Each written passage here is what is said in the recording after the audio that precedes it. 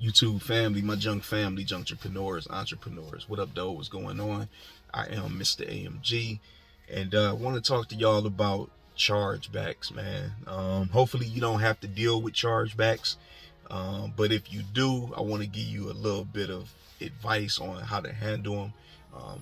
Recently, I had to deal with a chargeback. This was the first actual chargeback that actually almost went through. It was like 99% of the way there. Um, and then a couple things went into play, and we alleviated that. So I want to explain to y'all basically, man, how I handled it, and hopefully it help you if you ever find yourself in that situation. Now, keep in mind, the goal is always to make sure you avoid chargebacks as much as possible, man. So do your part when it comes to providing the best service you can provide, and that should help keep that number at 0. All right. So I had ended up getting a chargeback, man. Basically, a chargeback, for those who don't know what a chargeback is, it was a customer who used a credit or debit card, and they disputed the charge with their bank. So when they disputed the charge with their bank, it sent everything into like a mode where I had to provide documentation and first and try to show them everything was improved. Well, with dumpster rental, that can be quite different, right?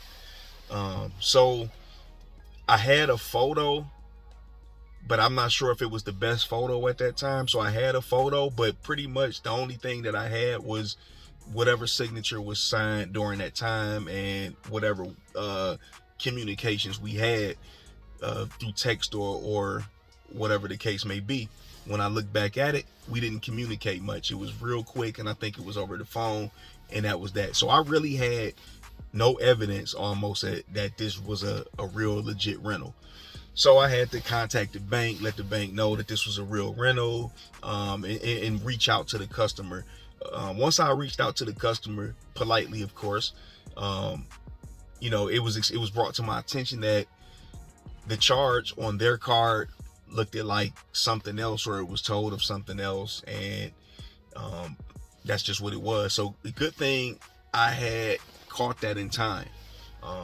So I was able to contact them, let them know, hey, we did do this, yada yada yada. So he volunteered to let the bank know that everything was all good. It still took about a week. They did deduct the money. They had put a temporary hold on the money. But what I ended up doing was, now I want to give y'all like some things on what you can do if you find yourself in that situation. So when at first, like anything, when I heard money was about to be withdrawn from my account, I'm like, whoa. Found out what it was coming from.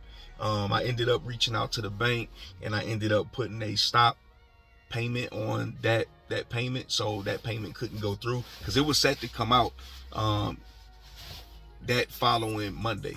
All right, so I caught it right in time. So put the stop payment on it. Of course, if you put the stop payment on it and it's legitimate that you didn't provide that service or whatnot, they will, you will be responsible for that. So everything was all good. He contacted his bank. I put the stop payment in play and just had to wait it out. Again, everything turned out well.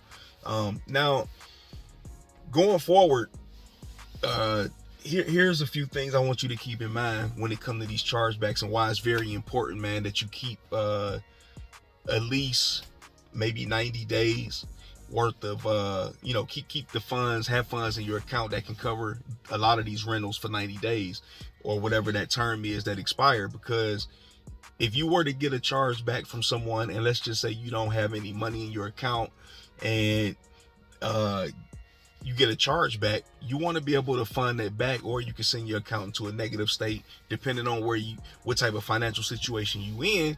All right, that can turn into something more than what you need it to be. So you want to make sure you always keep you some money in your account to cover anything that could possibly charge back. All right. And you want to make sure you take photos.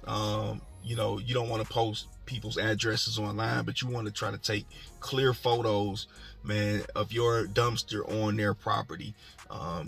in case, you know, you find yourself in this situation. You want to just have enough info as much as possible, but ultimately you want to make sure you reach out to that customer and try to work with them to contact their bank so you can avoid going through the whole dispute thing or whatnot. I had a couple other people in the past actually call me because they wanted to know what the charge was, because depending on what payment gateway you use, the charge may come up, you know, maybe under just the acronym of your business name.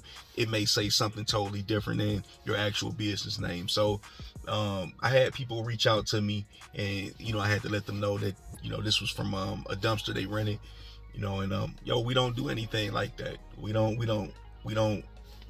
operate like that. So that's what happened with this chargeback, y'all, man. If you happen to find yourself in a situation with a chargeback, man, I hope this here can help you out. Drop a comment, let me know if you ever had anybody do a chargeback for junk removal or dumpster rental, man, and you had to go through it, and what was the outcome? Because there are a lot of people out here, man, that's looking to get over, but I don't believe that it's a lot of those type of people. All right, you get a few of them though. All right, so that's what I got for y'all. I'm gonna check y'all on the next video, man. We about to end this year, y'all, man. We rounding third base, man. The end of 2022, man. I can't believe I'm saying it, man. We about to a couple weeks away from it, man. Yo, this been a very interesting one, man. And I plan on doing a recap, man, of how this year was, you know, when it came to junk removal and dumpster rental. So appreciate the likes, appreciate the comments, man. I'm gonna check y'all again on the next video. Peace.